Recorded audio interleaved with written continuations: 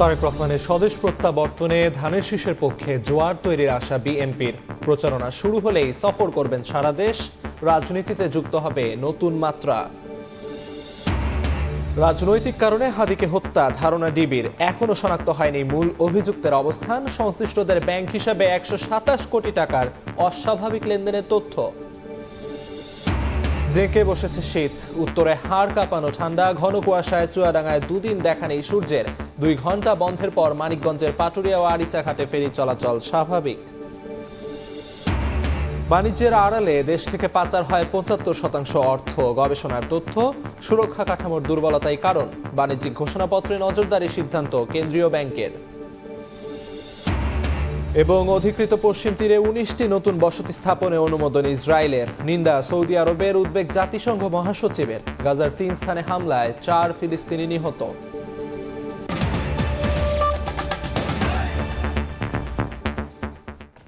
সকালের সময়ের সঙ্গে আছি আমি আমিরুল ইসলাম আলিফ। নির্বাচন ঘিরে তারেক রহমানকে নিয়ে ব্যাপক পরিকল্পনা হাতে নিয়েছে বিএনপি। আনুষ্ঠানিক প্রচারণা শুরু হলেই সারা দেশ সফরে বের হবেন তিনি। দলটির নেতারা বলছেন, বেগম খালেদা জিয়ার অসুস্থতায় দেশে এসেই সশরীরে রাজনীতিতে নেতৃত্ব দেবেন ভারপ্রাপ্ত চেয়ারম্যান। তাদের মতে তারেক রহমানের প্রত্যাবর্তন রাজনীতিতে যোগ করবে নতুন মাত্রা। ধানের শীষের প্রতি বাড়বে জনসমর্থন। হাসান ওয়ালির প্রতিবেদন। আর মাত্র কয়েকটা দিন, দীর্ঘ 18 বছরের প্রতীক্ষার অবসান হচ্ছে বৃহস্পতিবার। আকাঙ্ক্ষা থাকলেও নানামুখী প্রতিবন্ধকতায় যা হয়ে ওঠেনি এতকাল। নির্বাসিত জীবনের পুরো সময় জুড়েই তারেক রহমান ছিলেন বাংলাদেশের সঙ্গে, ঐক্যবদ্ধ রেখেছিলেন জিয়া রহমান এবং খালেদা জিয়ার বিএনপিকে।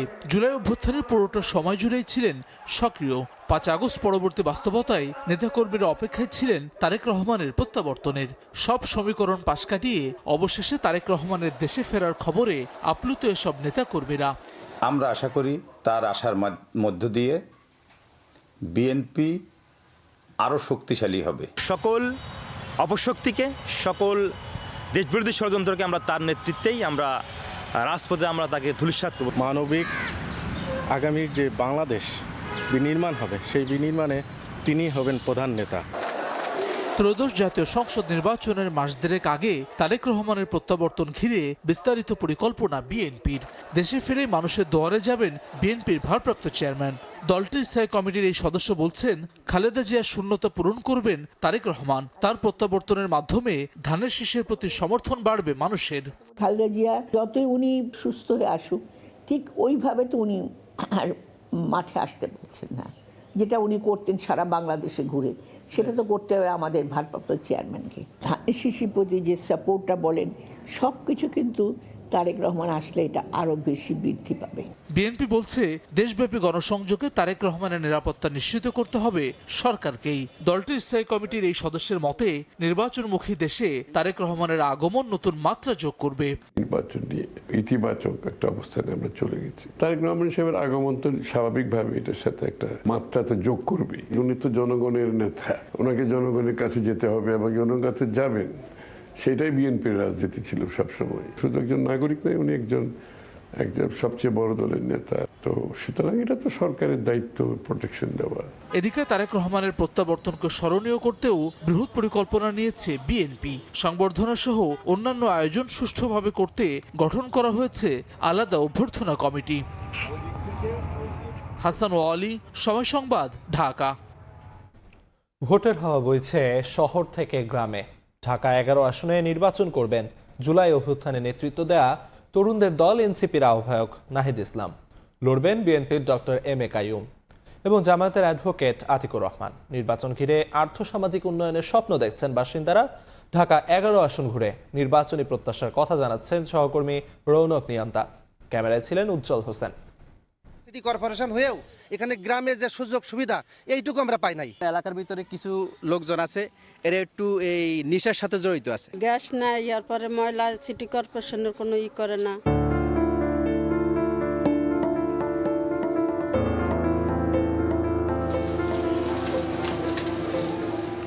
ঢাকা 11 আসনের বাড্ডার সাতারকুল রোড, অলিগলি ও খানাখন্দে ভরা হাঁটাই যেন দায়। ভাঙাচোরা রাস্তার কারণে দুর্ঘটনার ঝুঁকিতে জননিরাপত্তা। 12 বছর আগে একবার কাজ হয়েছে, তারপরে আর কোনো কাজ হয় না এইভাবে আর কি। যদিও বা কখনো কোনো সড়কে সংস্কার কাজ চলে, স্থবির হয়ে পড়ে জনজীবন। ঠিক হয় না, কিন্তু ঘটনা হলো আমাদের তো মনে করেন 2 টাকা ইনকাম করা লাগবে। গাড়ি তো পার্কিং করার কোনো সাইডের জায়গা নেই গাড়ি। রামপুরার আফতাব নগরের এই এলাকাতেও যেন সমস্যার শেষ নেই। মূল সড়কেই সিটি কর্পোরেশনের ময়লার ভাগার, পাশের খালটিও পরিষ্কার করা হয় না দীর্ঘদিন। বাচ্চাদের স্কুলও আছে এই সাইডে, আর মেইনলি হচ্ছে বাস স্ট্যান্ডও এখানে, সব ধরনের বাস এখানে এসেই দাঁড়ায়। বনশ্রী ও আফতাব নগরের সংযোগ স্থাপনে ব্যবহার হচ্ছে বাঁশের সাঁকো, যা স্কুলগামী শিশু থেকে শুরু করে সবার জন্যই ঝুঁকিপূর্ণ। এখানে দুর্গন্ধ ছাড়া মশা আকড়াইটা অনেক সময় দুর্ঘটনায় পতিত হয়। এটা থেকে পরিত্রাণের জন্য আসলে কার্যকরী কোনো ব্যবস্থা নেওয়া হচ্ছে না। বাড্ডার শাহজাদপুরের এই এলাকার খাল থেকে নিরাপদ থাকতে নেই কোনো সুরক্ষা ব্যবস্থা। সরকার দেয়নি, এটা পাবলিক দিচ্ছে, ওদিকে আমার মাঝখানে নাই। এর আগেও কিন্তু কয়েকটা বাচ্চা পড়েছে এখানে, যখন কোনো গাড়ি যায় তখন অনেকগুলো ভ্যান এখানে পড়ছে।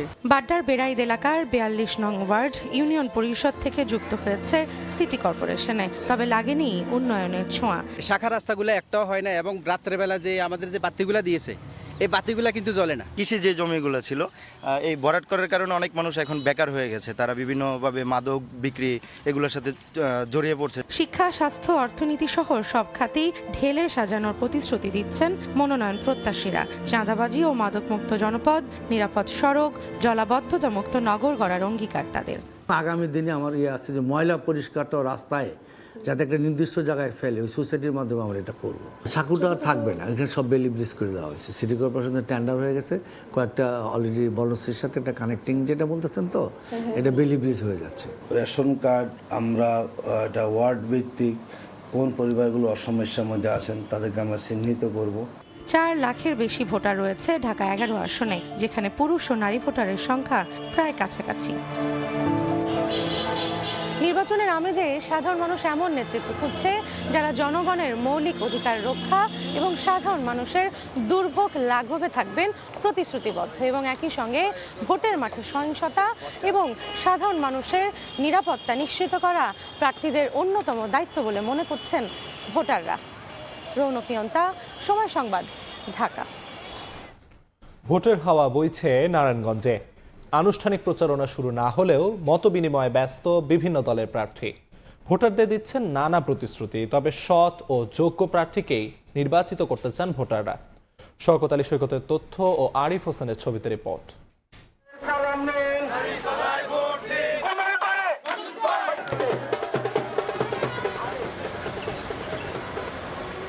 নির্বাচন নিয়ে উৎসবের আমেজ নারায়ণগঞ্জে। পাড়া মহল্লায় এখন আলোচনার কেন্দ্রবিন্দু সুষ্ঠু ভোট।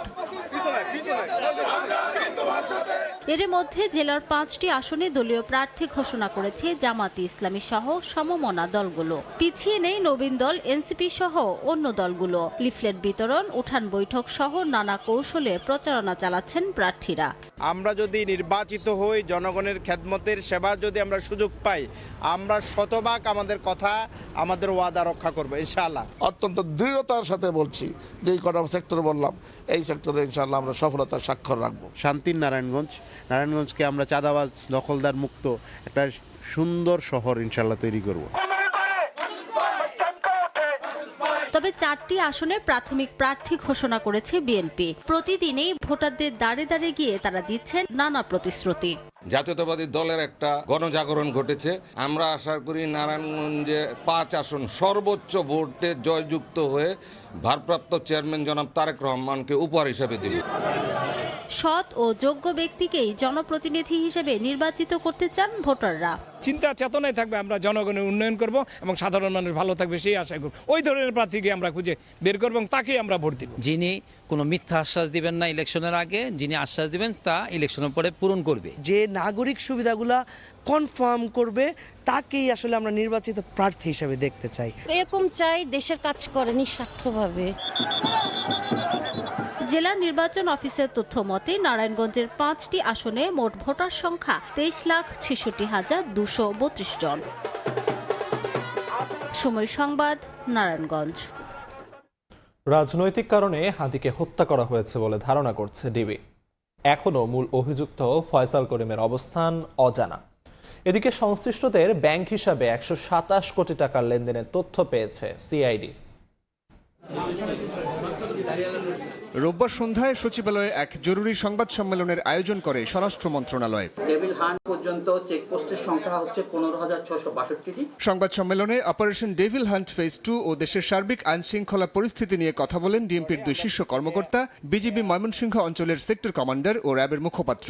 ইনকিলাব মঞ্চের মুখপাত্র শরীফ ওসমান হাদির হত্যাকারীর অবস্থান সম্পর্কে সুনির্দিষ্ট তথ্য না থাকলেও তদন্তে গুরুত্ব দিয়ে খুনিকে ধরতে অভিযান অব্যাহত আছে বলে জানান 2 পুলিশ কর্মকর্তা। শেষ অবস্থানটা সুনির্দিষ্টভাবে আমাদের কাছে এভাবে তথ্য নাই। আমরা নানাভাবে আমাদের তদন্তকারী অফিসাররা, আমাদের গোয়েন্দারা চেষ্টা করে যাচ্ছে। আমরা এখনো কনফার্ম হতে পারিনি যে সে হয়ে চলে গেছে। আমরা দেশের ভিতরে বা কোথায় সে আছে আমরা তার অনুসন্ধান আর তদন্ত আমরা চালিয়ে যাচ্ছি। ব্যক্তিগত নয়, রাজনৈতিক কারণে হাদিকে হত্যা করা হতে পারে বলে ধারণা করছে পুলিশ। অন্যদিকে সন্দেহভাজনদের খোঁজে সীমান্ত ও আশপাশের এলাকায় নজরদারি ও তল্লাশি অব্যাহত রেখেছে বিজিবি। মনে হচ্ছে যে ব্যক্তিগত কোনো শত্রু না, এটা কোনো রাজনৈতিক থেকে হত্যাকাণ্ডটা সংঘটিত, এটা আমাদের প্রাথমিকভাবে ধারণা।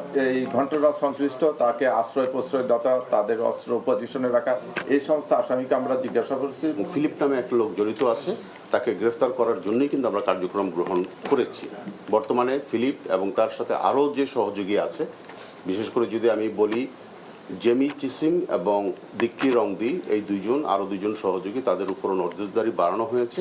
এ ঘটনায় এখন পর্যন্ত 10 জনকে গ্রেফতার করেছে আইন শৃঙ্খলা রক্ষা বাহিনী। এদিকে মূল অভিযুক্ত ফয়সাল সংশ্লিষ্টদের ব্যাংক হিসেবে 127 কোটি টাকার অস্বাভাবিক লেনদেনের তথ্য পাওয়ার কথা জানিয়েছে সিআইডি। সাইফুল উজ্জ্ব, সময় সংবাদ, ঢাকা। পৌষের শুরুতেই জেঁকে বসেছে শীত, ঘন কুয়াশার সঙ্গে বইছে হিম বাতাস। পৌষের কনকনে ঠান্ডায় স্থবিরতা নেমে এসেছে জনজীবনে। বিস্তারিত জানাতে নওগাঁয় আছেন রিপোর্টার এমআর রকি এবং ঠান্ডাজনিত রোগে আক্রান্তদের খবর জানাতে কুষ্টিয়া জেনারেল হাসপাতালে আছেন এসএম রাশেদ। সরাসরি শুরুতে যাচ্ছি রকির কাছে। হিম বাতাস, সেই সাথে তীব্র ঘন কুয়াশা ঝরছে, সব মিলিয়ে এই পৌষের শুরুতে তীব্র শীত অনুভূত হচ্ছে এবং চলতি সপ্তাহে সেই তীব্রতা অনেকটাই বেশি অনুভূত হওয়ার কারণে স্বাভাবিকভাবে আমরা লক্ষ্য করছিলাম এই জনপদে এক ধরনের ছন্দপতন হয়েছে এবং সকাল থেকেই কিন্তু তীব্র ঘন কুয়াশায় পথঘাট অনেকটাই ঢেকে রয়েছে। দূরের দৃষ্টিসীমা কিন্তু অনেকটাই কমে এসেছে। এই মুহূর্তে যারা যানবাহনে বের হচ্ছেন আসলে হেডলাইট জ্বালিয়ে তাদের চলাচল করতে হচ্ছে এবং গতকাল থেকেই এই তীব্রতাটা তরতর করে আসলে বাড়ছিল এবং স্থানীয় আবহাওয়া অফিসের যে বার্তা দিচ্ছে তারা বলছে যে আজকে তাপমাত্রা রেকর্ড করেছে 12.1, কিন্তু শীতের যে প্রকোপ, মানে শীতের প্রকৃত রূপ কিন্তু আগ্রাসী রূপে এই জনপদে এই মুহূর্তে হানা দেওয়ার অবস্থা বলা যায়। কারণ এই এলাকায় তাপমাত্রার সাথে শীতের প্রকোপটা কিন্তু সবসময় বেশি হয়ে থাকে। উত্তরের হিমেল বাতাস বয়ে যাচ্ছে এবং এই বাতাসের সাথে কনকনে যে ঠান্ডা, সকালে যারা কাজের সন্ধানে বের হয়েছেন তারা কিন্তু বেশ অনেকটা কষ্ট অনুভব করছেন এবং স্থানীয় আবহাওয়া অফিসের বার্তা দিচ্ছে আগামী সপ্তাহের দিকে আরেক দফা কিন্তু তাপমাত্রা নিচে নেমে আসার আভাসই তাদের দিক থেকে দেওয়া হয়েছে এবং আসলে শীতকে ঘিরে যে প্রস্তুতি থাকার কথা, এই প্রস্তুতি কিন্তু এই জনপদের মানুষ অনেকটাই সক্ষমতা কম থাকে, ফলেই এই শীত কিন্তু অনেকটা নিরানন্দ হয়ে ধরা দেয় এই এলাকার মানুষের কাছে।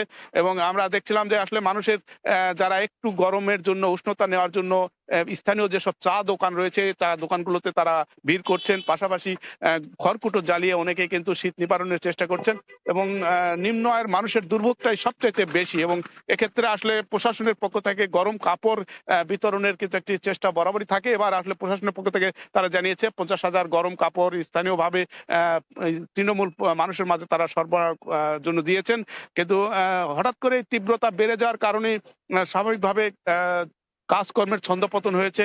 এই মুহূর্তে এই জনপদে বুড়ো মৌসুম চাষের একটি প্রস্তুতি থাকে, সেটাও কিন্তু ব্যাহত হচ্ছে এই হঠাৎ তাপমাত্রা নিচে নেমে যাওয়ার কারণে, তীব্র শীত অনুভূত হওয়ার কারণে।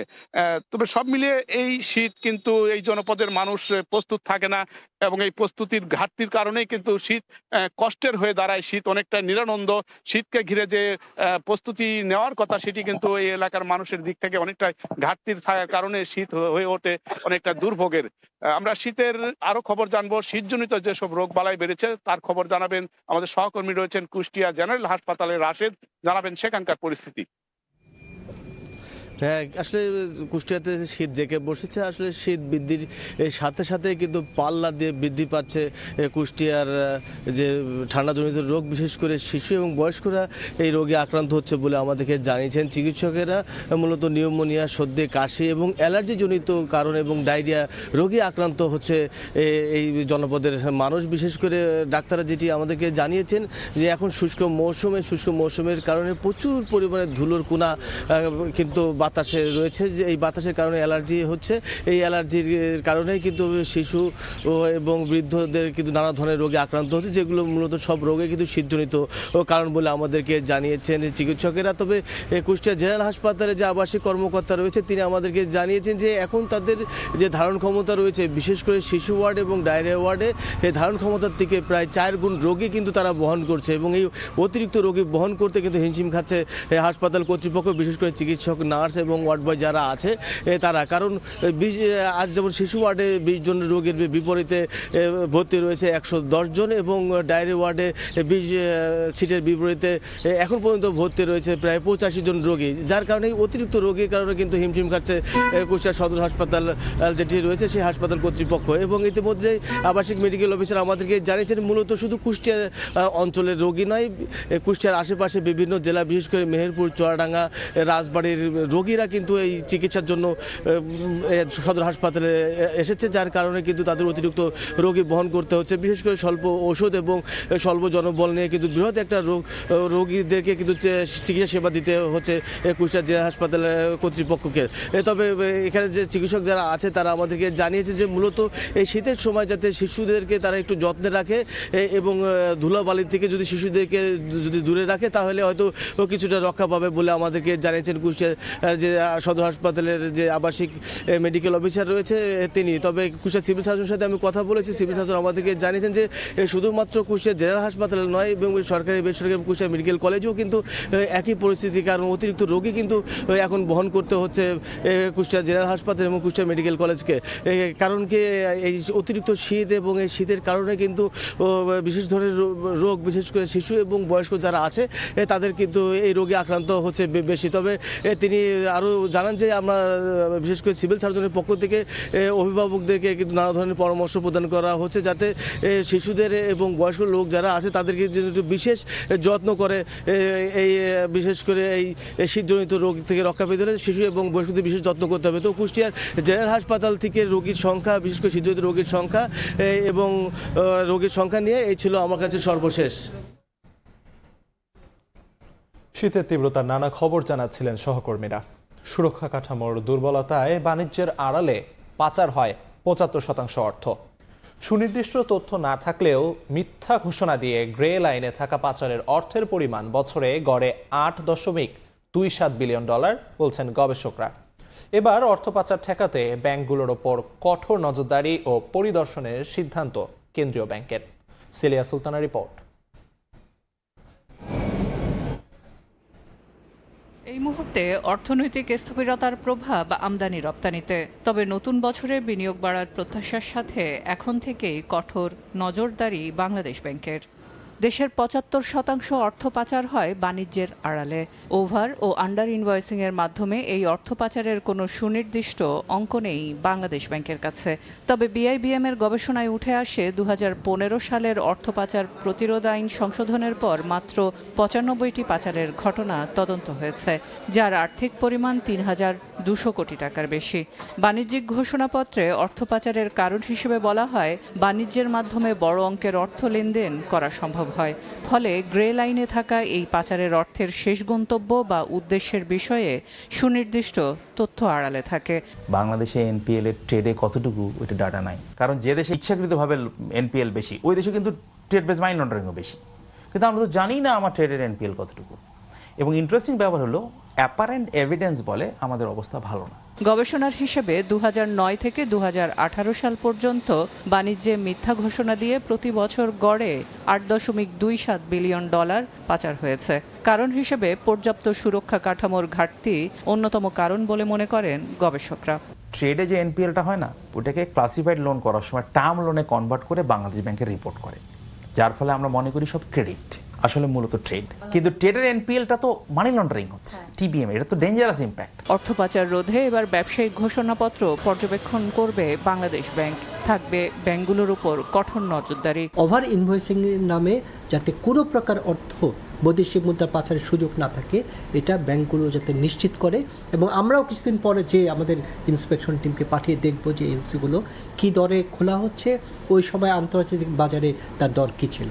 গ্লোবাল ফিনান্সিয়াল ইন্টিগ্রিটির তথ্য বলছে পাচারের অঙ্ক গড়ে $16 বিলিয়ন, অর্থাৎ 3.4%, যা জিডিপির 2%। সেলিয়া সুলতানা, সময় সংবাদ, ঢাকা। দাবি আদায়ে শুল্ক কর্মকর্তাদের কর্মবিরতির পাশাপাশি পরিবহন ধর্মঘটের মতো নানা সংকটের মাঝেও 2025 সালে কন্টেইনার এবং কার্গো হ্যান্ডলিংয়ে নতুন রেকর্ড গড়েছে চট্টগ্রাম বন্দর। আগের বছরের চেয়ে বন্দরে জাহাজ আসার সংখ্যা বেড়েছে, তবে বন্দর কিংবা অফডক দুক্ষেত্রেই রফতানির চেয়ে আমদানি পণ্য হ্যান্ডলিং হয়েছে তুলনামূলক বেশি। আর প্রবৃদ্ধি ধরে রাখতে বন্দরের চ্যানেলের নাব্যতা বাড়ানো এবং জেটিতে অত্যাধুনিক যন্ত্রপাতি স্থাপনের তাগিদ ব্যবসায়ীদের। শাখাতিপুর ক্যামেরায় কমলদের রিপোর্ট।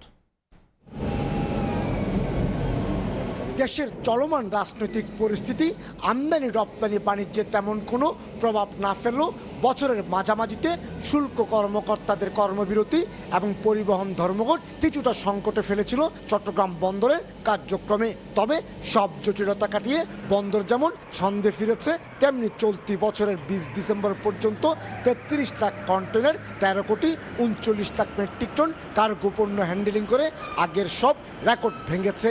একই সঙ্গে জাহাজ এসেছে 4,300-র বেশি।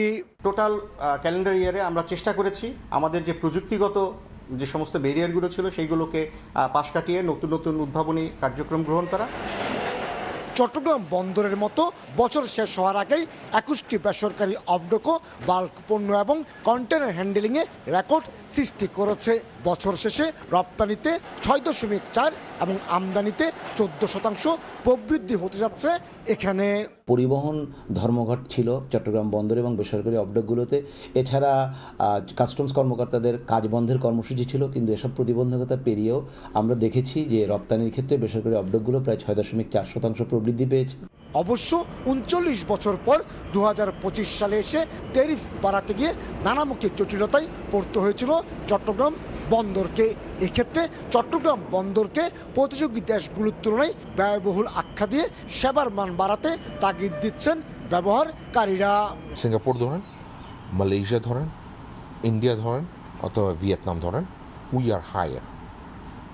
সো আমি অলরেডি আপনাকে যে পয়সা দিচ্ছি, to us it is already high according to the service you are providing. দেশের আমদানি রপ্তানি বাণিজ্যের সত্ত্বে চট্টগ্রাম বন্দরের নৌ চ্যানেলে নিয়মিত ড্রেজিং এবং জেটিতে অত্যাধুনিক যন্ত্রপাতি স্থাপনের কোনো বিকল্প দেখছেন না ব্যবসায়ীরা। বিশেষ করে নাব্য সংকট কাটিয়ে 10 মিটার গভীরতার জাহাজ প্রবেশের যেমন ব্যবস্থা করতে হবে, তেমনি জিসিবির মতো ইয়ার্ডে স্থাপন করতে হবে গ্যান্টিক্যান সহ প্রয়োজনীয় যন্ত্রপাতি। নাব্যতার যে সংকটটা, যেটা তারা যে ড্রেজিং প্রক্রিয়াটা, এই প্রক্রিয়াটা যেন তারা কন্টিনিউ রাখে এবং সেক্ষেত্রে বড় জাহাজগুলা যেন আমাদের জেটিতে ঢুকাতে পারে, তাহলে আমার মনে হয় বন্দরের এই সেক্টরটাতে আলটিমেটলি তারা ওভারকাম করে চলে আসবে। দেশের আমদানি রপ্তানি বাণিজ্যের 90% সম্পন্ন হয় চট্টগ্রাম বন্দর দিয়ে।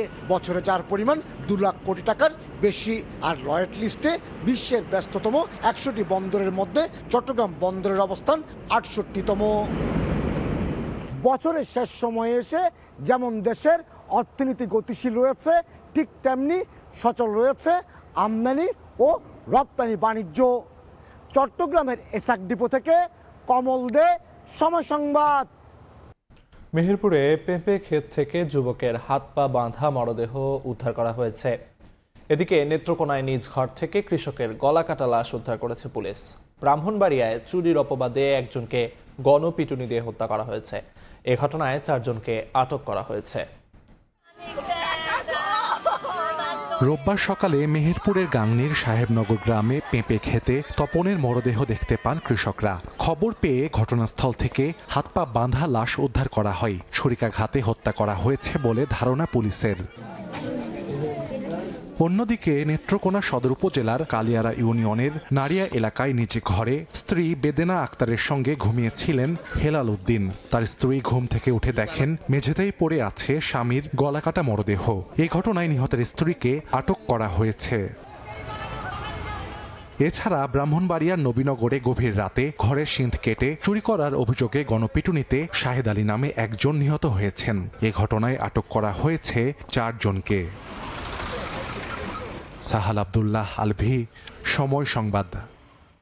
গত 2 বছরে বরিশালে অটো রিকশা ছিনতাইকে কেন্দ্র করে অন্তত 15টি হত্যাকাণ্ড হয়েছে। পুলিশ বলছে অন্তত 6টি চোর ও ছিনতাই চক্রের সন্ধান মিলেছে, যারা কেবল চুরি নয় অটোরিকশার চালককেও হত্যা করে। আইনশৃঙ্খলা বাহিনী তৎপর থাকলেও নিয়ন্ত্রণে আসছে না হত্যাকাণ্ড। সুজয় দাসের ছবিতে অপূর্ব রিপোর্ট। রান্না করতে যাই, কাজ করতে যাই, আমি তো একজন সন্তান হারানোর শোকে কাতর, অন্যজন ভেঙে পড়েছেন স্বামীকে হারিয়ে। অটোরিকশা ছিনতাইয়ের ঘটনায় একই এলাকায় 3 মাসের ব্যবধানে খুন হন 2 জন। ঘটনা বরিশাল মহানগরীতে। কৌশল হিসেবে ছিনতাই চক্র প্রথমে যাত্রী বেশে অটোরিকশা ভাড়া করে, পরে নিয়ে যাওয়া হয় নির্জন কোনো স্থানে। এরপর সুযোগ বুঝে অটোরিকশার চালককে শ্বাসরোধ করে হত্যা করে। আর লাশ গুমের জন্য বেছে নেওয়া হয় পরিত্যক্ত ডোবা কিংবা নদী অথবা নদী তীরে মাটি চাপা দেয়া হয়। এমন নৃশংস ঘটনা শহরের রিফিউজি কলোনির সোহেল ও হিরণ হত্যাকাণ্ডে। গত জুলাই ও অক্টোবরে তাদের দেহাবশেষ উদ্ধার করে পুলিশ।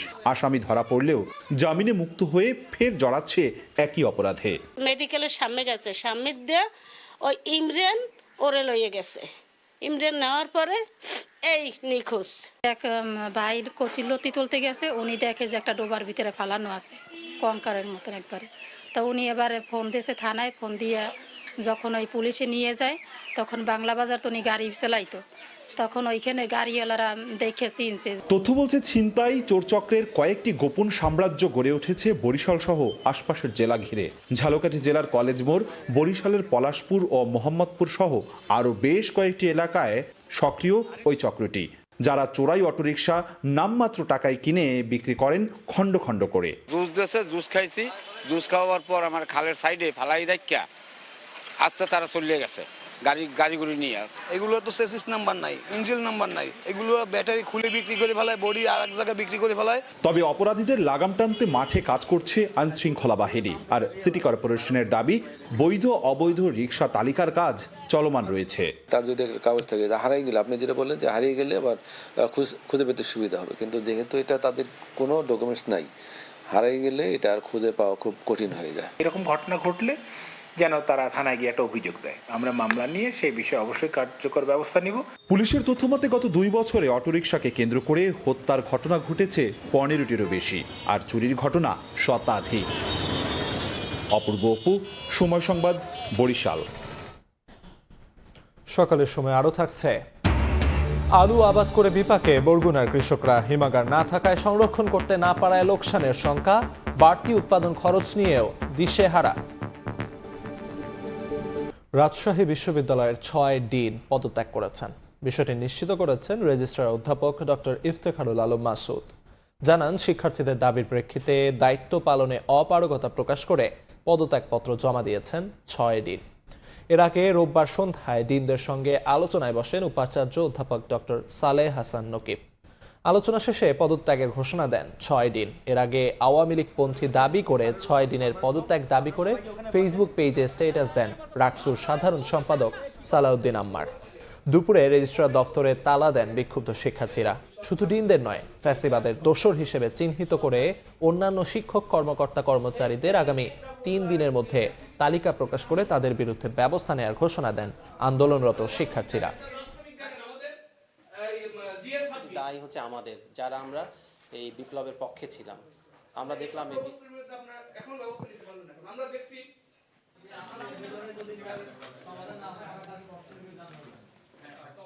6 জনই আসছিলেন এবং তাদের সঙ্গে একটা ফলপ্রসূ আলোচনা আমাদের হয়েছে। তারা নিজেরাই মনে করছিলেন যে এই বিদ্যমান এই পরিস্থিতি তারা অপারগতা প্রকাশ করছিলেন তারাই। তো আমরা জাস্ট প্রক্রিয়াটা সম্পূর্ণ করেই একটা ফলপ্রসূ সিদ্ধান্ত হয়েছে। আলু আবাদ করে বিপাকে বরগুনার কৃষক। তাদের অভিযোগ, কীটনাশকের মূল্য বৃদ্ধিতে বেড়েছে উৎপাদন খরচ, পাশাপাশি হিমাগার না থাকায় আলু ও বীজ সংরক্ষণ করতে পারেন না তারা। এতে লোকসানের শঙ্কা তাদের। তবে সংকট সমাধানের আশ্বাস কৃষি বিভাগের। রুবেল হোসেনের ছবিতে সাইফুল মিরাজের রিপোর্ট। আলু উৎপাদনে দক্ষিণাঞ্চলের তৃতীয় জেলা বরগুনা, কিন্তু জেলায় নেই কোনো হিমাগার। এতে আলু ও বীজ সংরক্ষণ করতে পারেন না কৃষক। অন্যদিকে উৎপাদিত আলু সংরক্ষণ করতে না পারায় কম দামে বিক্রির পাশাপাশি পচে যায় অনেক আলু।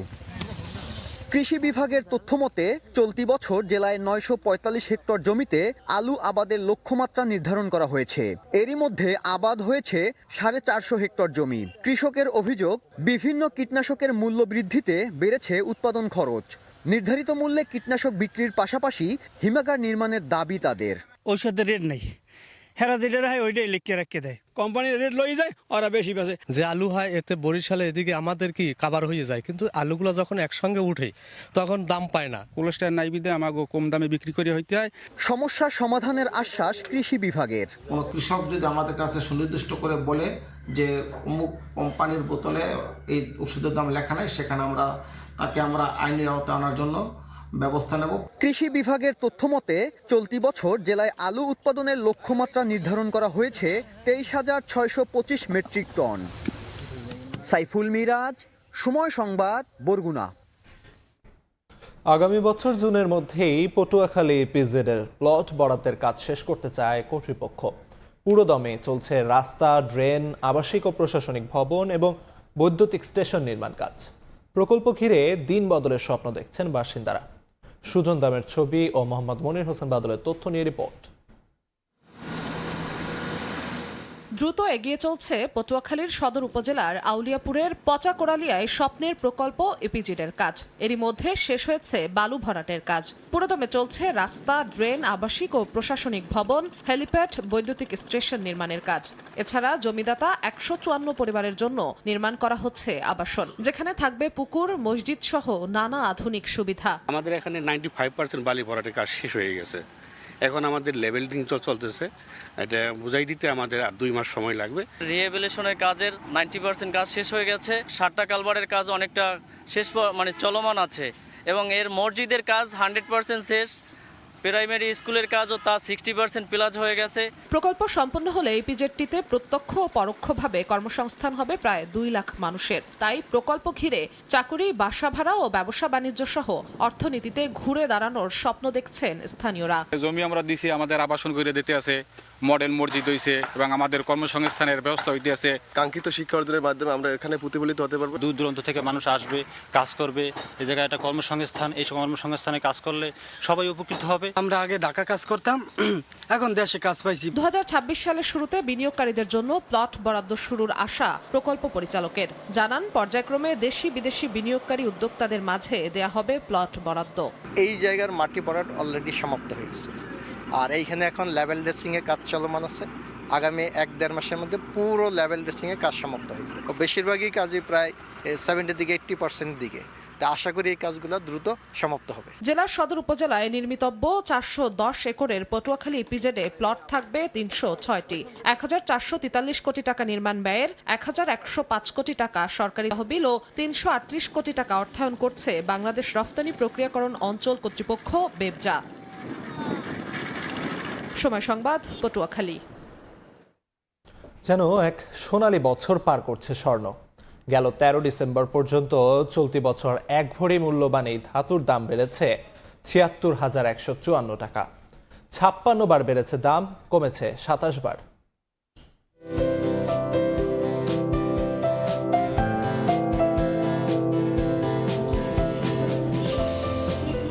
ভরির দাম 1,38,288 টাকা নিয়ে চলতি বছর শুরু করে আভিজাত্যের প্রতীক স্বর্ণ।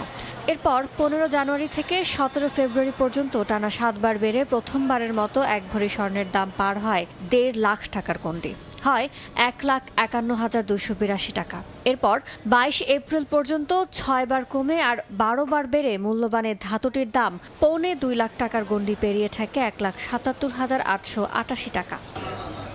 এপ্রিলে এক লাফে 5,000 টাকার বেশি দাম বৃদ্ধি ও কমার রেকর্ড করে ধাতুটি। পরে 12 বার দাম কমলেও 24 বার বৃদ্ধি পেয়ে দেশের ইতিহাসে প্রথমবারের মতো 6 অক্টোবর প্রতি ভরি স্বর্ণের দাম পার হয় 2 লাখ টাকা। এরপর টানা আরও 5 বার বেড়ে 19 অক্টোবর এক ভরির দাম থাকে 2,17,382 টাকায়, যা এখন পর্যন্ত দেশের বাজারে সর্বোচ্চ দামের রেকর্ড। এক লাফে সর্বোচ্চ 10,000 টাকা কমা ও প্রায় 9,000 টাকা বৃদ্ধির রেকর্ডও হয় অক্টোবরে। দেশের বাজারে স্বর্ণের দাম নির্ধারণকারী ব্যবসায়ীদের সংগঠন বাংলাদেশ জুয়েলার্স অ্যাসোসিয়েশন বাজুসের হিসাব 13 ডিসেম্বর পর্যন্ত 83 বার দাম সমন্বয়ের মধ্যে 27 বার কমে আর 56 বার বেড়ে এক ভরি স্বর্ণের দাম দাঁড়ায় 2,15,597 টাকায়। চলতি বছরই সর্বোচ্চ টানা 8 দফা দাম বৃদ্ধির ঘটনা ঘটেছে 3 বার, তবে একটানা সর্বোচ্চ 4 বার দাম কমেছে ধাতুটির। জানুর শিফাত, সময় সংবাদ, ঢাকা। দেখছেন সকালের সময়। আন্তর্জাতিক প্রসঙ্গ। গাজায় 3টি স্থানে ইসরায়েলি হামলায় অন্তত 4 ফিলিস্তিনি নিহত হয়েছেন। এদিকে অধিকৃত পশ্চিম তীরে 19টি নতুন ইহুদি বসতি স্থাপনের অনুমোদন দিয়েছে ইসরায়েল। এ পদক্ষেপের নিন্দা জানিয়েছে সৌদি আরব। উদ্বেগ জানিয়েছে জাতিসংঘ মহাসচিব আন্তোনিও গুতেরেস। বলেছেন, ক্রমবর্ধমান বসতি সম্প্রসারণ উত্তেজনা বাড়াচ্ছে এবং সার্বভৌম ফিলিস্তিন রাষ্ট্রের ভবিষ্যৎ হুমকির মুখে পড়ছে।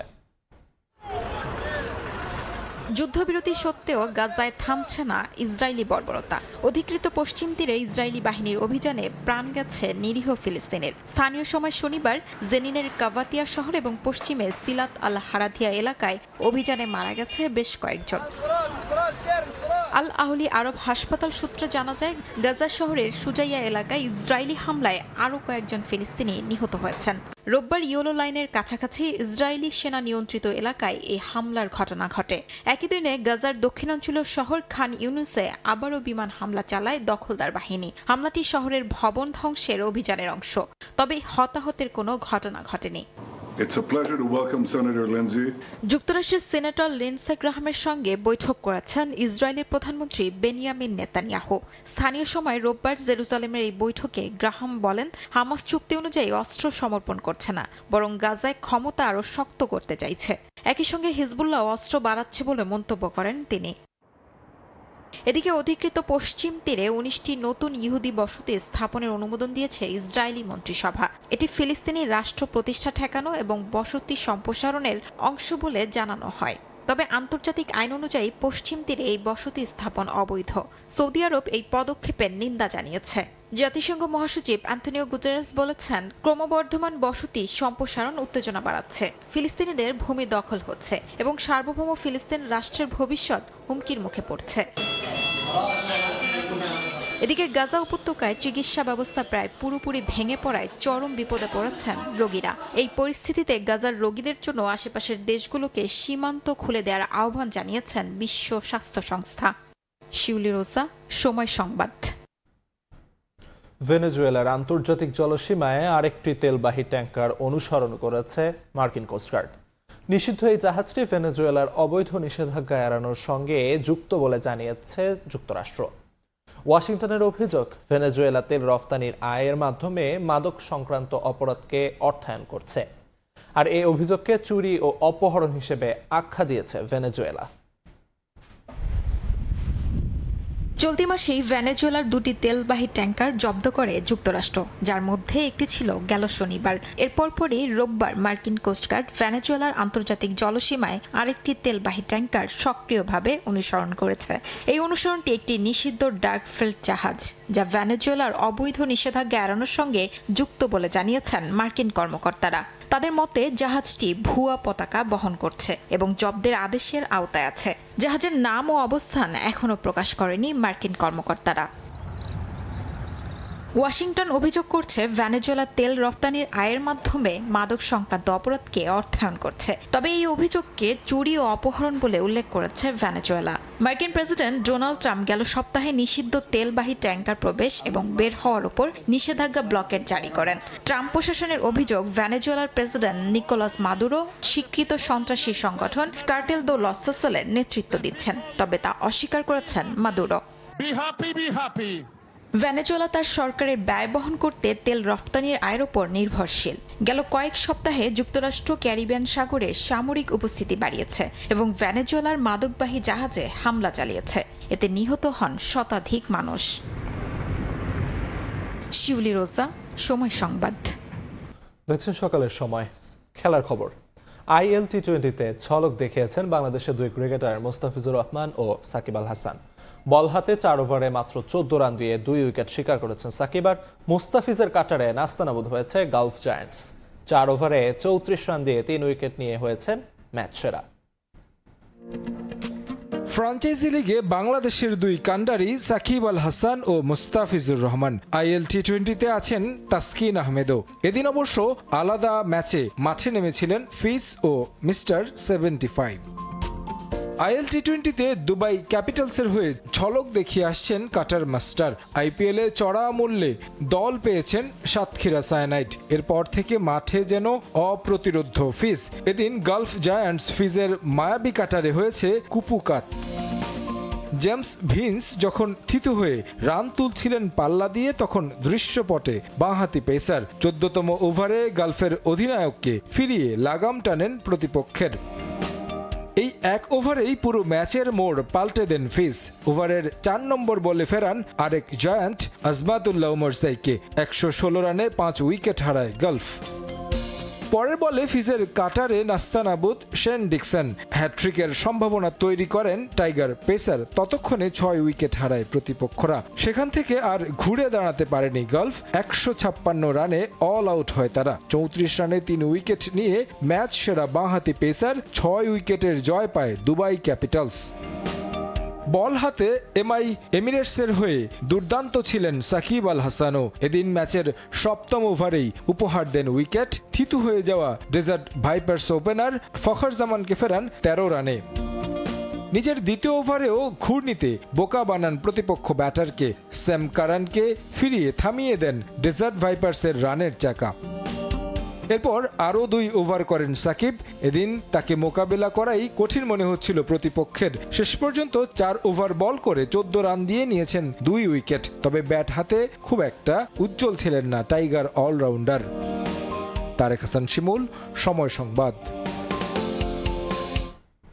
মোহাম্মদ মিথুনকে BPL-এর এই মৌসুমে অধিনায়কের দায়িত্ব দিয়েছে ঢাকা ক্যাপিটালস। ক্যাপ্টেন্সি পেয়ে রাজধানীর ফ্যানদের শিরোপার স্বপ্ন দেখালেন মিথুন। BPL-এ ভালো পারফরমেন্সের কারণে অধিনায়ক হিসেবে মিথুনকে পছন্দ করেছে টিম ম্যানেজমেন্ট, জানিয়েছেন ঢাকা ক্যাপিটালসের CEO আতিক ফাহাদ। নতুন মৌসুম সামনে রেখে পূর্বাঞ্চলের ক্রিকেটার্স একাডেমিতে প্রথমবার অনুশীলন করেছে রাজধানীর ফ্র্যাঞ্চাইজিটি। নতুন মৌসুম, নতুন সূচনা। সিলেটে BPL শুরু হলেও ফ্র্যাঞ্চাইজিগুলো নিজেদের ঝালিয়ে নিতে অনুশীলনে নেমে পড়েছে ঢাকাতেই। বাদ যায়নি ঢাকা ক্যাপিটালসও। গেল মৌসুমের গ্লানি ভুলে শিরোপার স্বপ্ন নিয়ে মাঠে রাজধানীর ফ্র্যাঞ্চাইজিটি। ঢাকার অদূরে পূর্বাচলে ক্রিকেটার্স একাডেমিতে প্রথমবার অনুশীলন করল ঢাকা ক্যাপিটালস। বিসিবির ফিক্সচার অনুযায়ী BPL দলগুলোর অনুশীলন শুরুর কথা সিলেট থেকে। তাই দলের বেশিরভাগ বিদেশি যোগ দিবেন চায়ের দেশে। তার আগে দেশীয়দের নিয়ে লোকাল কোচরা সারলেন প্রথম দিনের অনুশীলন। গা গরম শেষে টিম মিটিং দিয়ে শুরু। এরপর ম্যাচ সিনারিওতে অনুশীলন। লম্বা সময় মোহাম্মদ মিথুন, শামীম পাটোয়ারি, সাইফুদ্দিনরা করেন ব্যাটিং। বোলিংয়ে ঝালিয়ে নেন মারুফ মৃধা, মইনুল, সাইফ নাসিররা। পূর্বাচলে নিজের একাডেমিতেই অনুশীলন সাইফুদ্দিনের, যেখানে পরিচালনার দায়িত্বে আছেন খালেদ মাহমুদ সুজন। ঢাকার সাবেক কোচ দেখতে এলেন শিষ্যদের অনুশীলন। সাইফুদ্দিনও খুনসুটিতে মাতলেন সুজনের সঙ্গে। জাতীয় দলের অলরাউন্ডারকে দলে ভেড়াতে একরকম কাড়াকাড়ি হয়েছে অকশনে। ঢাকায় যোগ দিয়ে তাই সাইফুদ্দিন স্বপ্ন দেখছেন সেরা পারফর্ম করার। ধন্যবাদ দিতে চাই আসলে আমাদের ঢাকা ক্যাপিটালসে যারা টিম ম্যানেজমেন্ট আছে। আমাদের রিকোয়েস্ট আসলে এখানে প্র্যাকটিস ফ্যাসিলিটিসটা নিয়ে আসা। প্রথম প্র্যাকটিস হিসাবে যাতে আমরা কিট ব্যাগ বা ড্রেস পাই, যাতে আমাদের জিনিসটা সুন্দর হবে, আমরা সুন্দরভাবে গুছিয়ে টুর্নামেন্টটা শুরু করতে পারবো। তো ইনশাল্লাহ ওনারা আমাদের কথা রাখতে পারছে। তো ইনশাল্লাহ আমরা চেষ্টা করবো আমাদের কমিটমেন্টটা ঠিক রেখে টুর্নামেন্টটা ভালো করার। এদিন অনুশীলন শেষে ঘোষণা করা হয় ঢাকা ক্যাপিটালসের নতুন মৌসুমের অধিনায়কের নাম। গেল মৌসুমে চট্টগ্রাম কিংসকে ফাইনালে তুলেছিলেন মোহাম্মদ মিথুন, তার উপর ভরসা রেখেছে রাজধানীর ফ্র্যাঞ্চাইজি। ঢাকা ক্যাপিটালসের ম্যানেজমেন্টকে ধন্যবাদ জানাতে চাই, ওনারা আমাকে যোগ্য মনে করেছেন, আমাকে অনেক বড় একটা দায়িত্ব দিয়েছেন। আমি চেষ্টা করব আমার সর্বোচ্চটা দিয়ে আমার যে টিম আছে এই টিমটাকে একসাথে রাখার এবং আমাদের আলটিমেট যে গোল সেই গোলের দিকে অবশ্যই আমাদের এন্ড অফ দ্য টুর্নামেন্ট নজর থাকবে। নতুন মৌসুমে শিরোপায় চোখ ঢাকার ম্যানেজমেন্টের। অভিজ্ঞতা আর বিপিএলে ভালো পারফরমেন্সের কারণে অধিনায়ক হিসেবে মিথুনকে পছন্দ টিম ম্যানেজমেন্টের। আমাদেরও যেহেতু এবার শিরোপা জেতার ইচ্ছা আছে, আমরা কাপ নিয়ে যাব, তো সেই প্ল্যান থেকেই হচ্ছে আমাদের কোচিং প্যানেল ডিসাইড করেছে হচ্ছে মিঠুন ভাইকে দেওয়ার। তো আমরা হোপফুলি উনি যেরকম গত বছর ফাইনালে নিয়ে গিয়েছে এবার ইনশাল্লাহ একসাথে কাপ সহ নিয়ে যাবে। 27 ডিসেম্বর রাজশাহী ওয়ারিয়র্সের বিপক্ষে প্রথম ম্যাচে মাঠে নামবে ঢাকা ক্যাপিটালস। তারেক হাসান শিমুল, সময় সংবাদ, ঢাকা। এ পর্যায়ে শীর্ষ সংবাদগুলো জানিয়ে দিচ্ছি আরেকবার। তারেক রহমানের স্বদেশ প্রত্যাবর্তনে ধানের শীষের পক্ষে জোয়ার তৈরির আশা বিএনপির। প্রচারণা শুরু হলেই সফর করবেন সারা দেশ, রাজনীতিতে যুক্ত হবে নতুন মাত্রা। জেঁকে বসেছে শীত, উত্তরে হাড় কাঁপানো ঠান্ডা, ঘন কুয়াশায় চুয়াডাঙ্গায় দুদিন দেখা নেই সূর্যের। 2 ঘন্টা বন্ধের পর মানিকগঞ্জের পাটুরিয়া ও আরিচাঘাটে ফেরি চলাচল স্বাভাবিক। এবং বাণিজ্যের আড়ালে দেশ থেকে পাচার হয় 75% অর্থ, গবেষণার তথ্য। সুরক্ষা কাঠামোর দুর্বলতাই কারণ, বাণিজ্যিক ঘোষণাপত্রে নজরদারির সিদ্ধান্ত কেন্দ্রীয় ব্যাংকের।